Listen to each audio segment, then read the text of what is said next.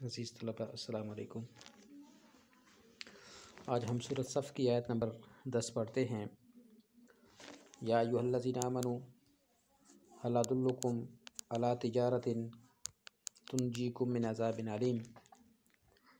یا ایھا الذین آمنوا ھل ادلکم علی تجارۃ تنجیکم من عذاب علیم، کہ مومنو کیا میں تم کو ایسی تجارت بتاؤں جو تمہیں عذاب علیم سے نجات دلائے؟ کہ کیا میں تم کو ایسی تجارت بتاؤں؟ ھل ادلکم علی تجارۃ، کہ کیا میں تم کو ایسی تجارت بتاؤں تنجیکم من عذاب علیم، جو تمہیں عذاب علیم سے نجات دے۔ تو یہ قرآن مجید کا انداز ہے کہ اس نے مومنوں کو جہاد اور دیگر نیکیوں کے لیے ترغیب دینے کے لیے جہاد کو اللہ سے تجارت کہا ہے، کہ جہاد اور دیگر نیکیوں کے لیے ترغیب دینے کے لیے جہاد کو اللہ سے تجارت کہا ہے۔ سورۃ توبہ میں فرمایا، بے شک اللہ جل جلالہ نے لوگوں سے ان کی جانوں اور مالوں کے بدلے جنت دینے کا سودا کر لیا ہے۔ ان اللہ اشتری من المؤمنین انفسهم واموالهم بان لهم الجنہ، کہ بے شک اللہ نے لوگوں سے ان کی جانوں اور مالوں کے بدلے جنت دینے کا سودا کر لیا ہے۔ اور جب تجارت کی جاتی ہے یا کسی چیز کا سودا کیا جاتا ہے تو ایک طرف مال لیا جاتا ہے، دوسری طرف رقم دی جاتی ہے۔ ایک طرف مال لیا جاتا ہے، دوسری طرف رقم دی جاتی ہے۔ گویا مومن جان اور مال خرچ کریں گے تو اللہ بھی لازماً انہیں جنت دے گا۔ تو جہاد کے اجر کو یقینی ظاہر کرنے کے لیے یہاں فرمایا گیا ہے کہ تجارت میں تو امکان ہو سکتا ہے کہ شاید گھاٹا پڑ جائے، تجارت میں تو امکان ہو سکتا ہے کہ شاید گھاٹا پڑ جائے، نقصان ہو جائے، لیکن اللہ سے اس تجارت میں کسی خسارے کا کوئی امکان نہیں، بلکہ اللہ جل جلالہ کی دین کی سربلندی کے لیے جان قربان کرنا، اس پہ اللہ تبارک و تعالیٰ جو اجر دیں گے اس اجر کو کئی گنا بڑھا دیں گے۔ تو جہاد کا لفظ جو ہے جوہد سے مشتق ہے، نکلا ہوا ہے، جس کے لغوی معنی کوشش کرنے کے ہیں، اور شرعی اصطلاح میں ہر اس کوشش کو جہاد کہا جاتا ہے۔ شرعی اصطلاح میں ہر اس کوشش کو جہاد کہا جاتا ہے کہ جو دین کی حمایت، اشاعت اور تحفظ اور سربلندی کے لیے کی جائے، کہ شرعی اصطلاح میں ہر اس کوشش کو جہاد کہا جاتا ہے کہ جو دین کی حمایت کے لیے، دین کی اشاعت کے لیے، اس کی سربلندی کے لیے کوشش جو کی جاتی ہے۔ تو اللہ جل جلالہ کی دی ہوئی نعمتوں، خواہ ان کا تعلق جسم و جان سے ہو یا مال و دولت سے ہو یا علم و حکمت سے، ان سب کو اللہ جل جلالہ کے دین کی اشاعت اور سربلندی کے لیے خرچ کرنے کا نام ہے جہاد۔ یہ بات سمجھ جائیں کہ اللہ جل جلالہ کی دی ہوئی نعمتوں، خواہ ان کا تعلق جسم و جان سے ہو یا مال و دولت سے ہو یا علم و حکمت سے ہو، ان سب کو اللہ جل جلالہ کے دین کی اشاعت اور سربلندی کے لیے خرچ کرنے کا نام جو ہے وہ جہاد ہے۔ اور اللہ جل جلالہ کے دین کی حمایت، اس کی بہت سی صورتیں ہیں، جن میں سے ایک صورت اللہ کی راہ میں لڑنا ہے۔ چنانچہ عام اصطلاح میں اسلام کی حفاظت اور مسلمانوں پر زیادتی اور ظلم کو روکنے کے لیے، اسلام کی حفاظت اور مسلمانوں پر زیادتی اور ظلم کو روکنے کے لیے جو جنگ کی جاتی ہے اسے جہاد کہا جاتا ہے، اور اس کا دوسرا نام ہے قتال فی سبیل اللہ۔ قتال فی سبیل اللہ کہ اللہ کی راہ میں لڑنا، اور معاشرے میں پھیلی ہوئی مختلف خرابیوں کو روکنے کے لیے بھرپور جد و جہد کرتے ہوئے اپنی صلاحیتوں، منصب ہے، مقام ہے، اختیارات ہیں، قوت ہے، اس کو استعمال میں لانا یہ جہاد کہلاتا ہے۔ معاشرے میں پھیلی ہوئی مختلف خرابیوں کو روکنے کے لیے بھرپور جدوجہد کرتے ہوئے اپنی صلاحیتوں، منصب، مقام، اختیار، قوت، ان ساری چیزوں کو استعمال میں لانا یہ جہاد کہلاتا ہے۔ ارشاد ہے جاہدوا فی اللہ حق جہادی، کہ اللہ جل جلالہ کی راہ میں جہاد کرو جیسا کہ اس کا حق ہے۔ تو اس آیت میں جہاد وسیع مفہوم رکھتا ہے، اور جہاد اور جنگ اس میں فرق ہوتا ہے۔ جنگ جو ہوتی ہے وہ ملک گیری کی ہوس کے لیے کی جاتی ہے۔ جنگ میں پیش قدمی کر کے دوسری قوم پر اچانک حملہ کر دیا جاتا ہے، اور اسے جارحانہ جنگ بھی کہا جاتا ہے۔ اور اس جنگ کے نہ کچھ اصول ہوتے ہیں، نہ آداب ہوتے ہیں، کسی قسم کے اخلاقی ضابطے پہ عمل نہیں کیا جاتا، اخلاق سوز حرکتیں اس میں روا ہوتی ہیں، اور اس جنگ میں مفتوح علاقوں کو ویران اور برباد کر دیا جاتا ہے۔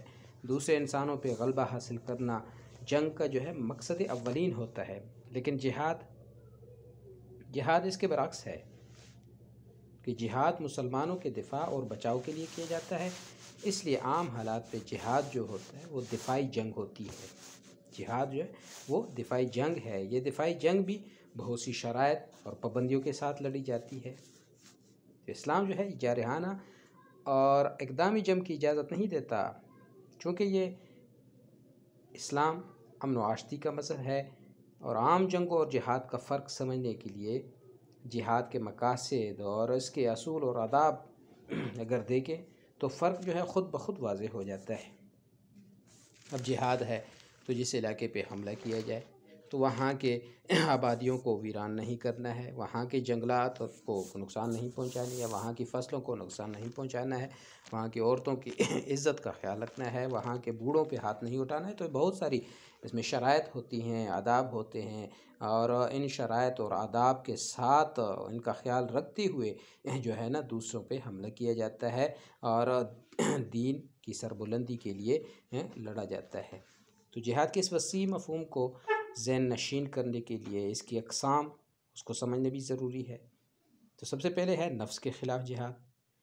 تو جہاد بالنفس، کہ نفس کے خلاف جہاد، تو اس سے مراد اپنے جسم و جان کو اللہ جل جلالہ کی اطاعت اور فرمانبرداری میں لگانا، اپنے جسم و جان کو اللہ جل جلالہ کی اطاعت اور فرمانبرداری میں لگانا، اور اپنے نفس کی ناجائز خواہشات کا مقابلہ کرنا، یہ نفس کے خلاف جہاد ہوتا ہے۔ اپنے نفس کے ساتھ جہاد کرنے کی حضور نبی کریم صلی اللہ علیہ وسلم نے اس جہاد کو جہاد اکبر فرمایا ہے، کیونکہ اپنی خواہشات کا مقابلہ کرنا، تزکیہ نفس کے لیے کوشش کرنا جنگ سے بہت زیادہ مشکل ہے، یہ کہیں زیادہ مشکل ہے کہ اپنی نفسانی خواہشات کے خلاف لڑنا یہ جنگ سے بھی زیادہ مشکل ہے۔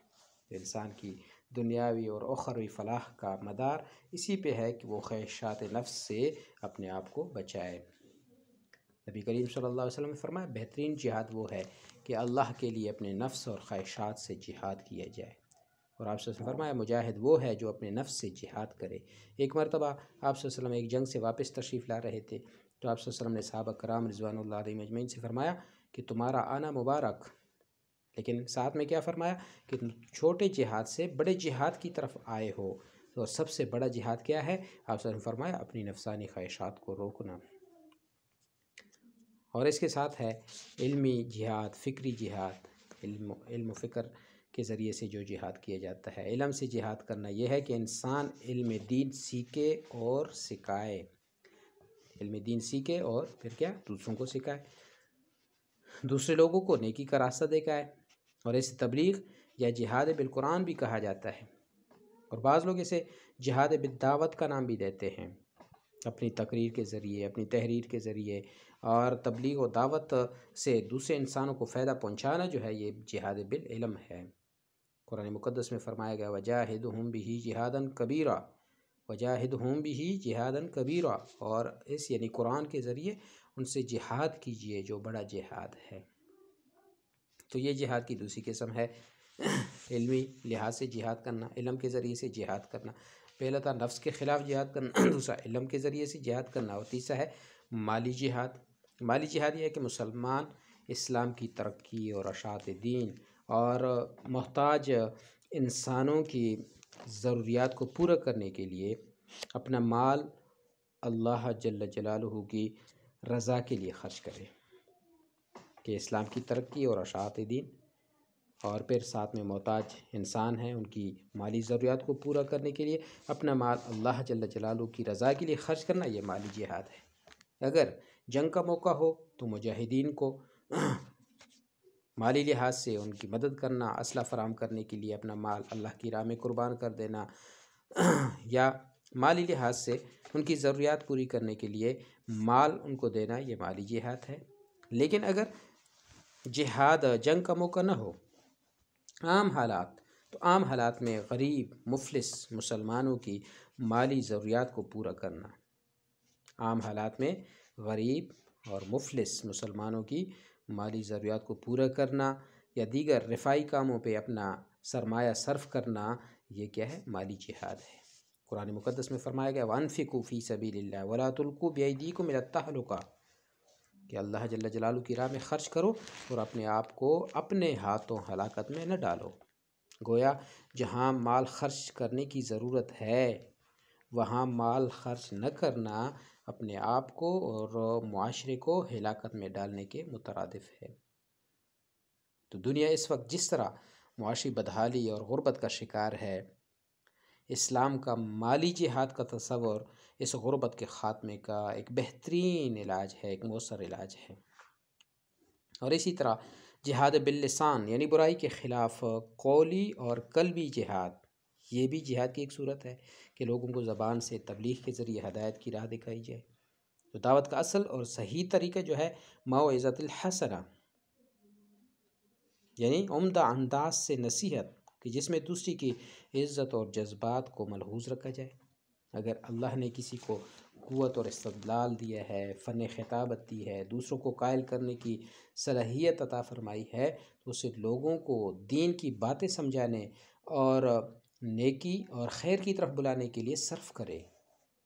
جس نعمت سے اللہ تبارک و تعالیٰ نے نوازا ہے، فن خطابت دی ہے، دوسروں کو قائل کرنے کی صلاحیت عطا فرمائی ہے، قوت استدلال دیا ہے، تو ان نعمتوں کو، ان صلاحیتوں کو لوگوں کی دین کی باتیں سمجھانے اور نیکی اور خیر کی طرف بلانے کے لیے صرف کرے۔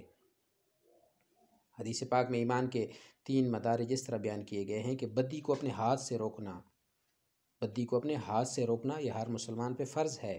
اگر ہاتھ سے نہ مٹا سکے تو زبان سے مٹائے، منع کرے، زبان سے منع کرے، اور یہ بھی نہ ہو سکے تو اس کو اپنے دل سے برا جانے۔ تو یہ جو ہے دل سے برا جاننا، یہ کمزور ترین ایمان ہے۔ اعلیٰ ایمانی درجہ کیا ہے؟ کہ بدی کو زور قوت سے، زور بازو سے، طاقت سے اس کو روک دے، اور اگر ہاتھ سے روکنے کی طاقت نہ ہو تو پھر زبان سے اس پہ انکار کرے، اس کو منع کرے۔ تو گویا اسلام ہر شخص سے یہ توقع کرتا ہے کہ وہ اور کچھ نہیں تو برائی کے لیے اپنے دل میں نفرت موجود رکھے۔ اگر برائی کے بارے میں دل میں نفرت نہ رہے تو انسان ایک وقت آتا ہے کہ اسے اختیار کر لیتا ہے، اس برائی کو خود اختیار کر لیتا ہے، اور برائی پھر عام پھیل جاتی ہے۔ تو قتال یعنی اللہ کی راہ میں لڑنا، قتال فی سبیل اللہ کا مطلب ہے اللہ جل جلالہ کی راہ میں لڑنا، جسے جہاد بالسیف یعنی تلوار سے جہاد کرنا بھی کہا جاتا ہے۔ اور جب طاغوتی قوتیں اسلام اور مسلمانوں کو مٹانے پہ تل جائیں تو مسلمانوں کے لیے ضروری ہو جاتا ہے کہ وہ تن من دھن کی بازی لگاتے اور اسلام اور اہل اسلام مسلمانوں کی سالمیت اور بقا کے لیے سب کچھ قربان کرنے سے کوئی بھی دریغ نہ کرے۔ تو یہ سورۃ صف کی آیت نمبر 10 آج پڑھی ہے کہ یا ایھا الذین آمنوا ھل ادلکم علی تجارۃ تنجیکم من عذاب علیم، کہ مومنوں کیا میں تم کو ایسی تجارت بتاؤں جو تمہیں عذاب علیم سے نجات دلائے۔ تو اس سے اگلی آیت تؤمنون باللہ ورسولہ وتجاہدون فی سبیل اللہ باموالکم وانفسکم ذالکم خیر لکم ان کنتم تعلمون، وہ یہ کہ اللہ پر اور اس کے رسول پر ایمان لاؤ اور اللہ کی راہ میں اپنے مال اور جان سے جہاد کرو، اگر تم سمجھو تو یہ تمہارے حق میں بہتر ہے۔ تو انشاءاللہ اس کے بارے میں اس کی تشریح جو ہے کل پڑھیں گے۔ السلام علیکم ورحمۃ اللہ وبرکاتہ۔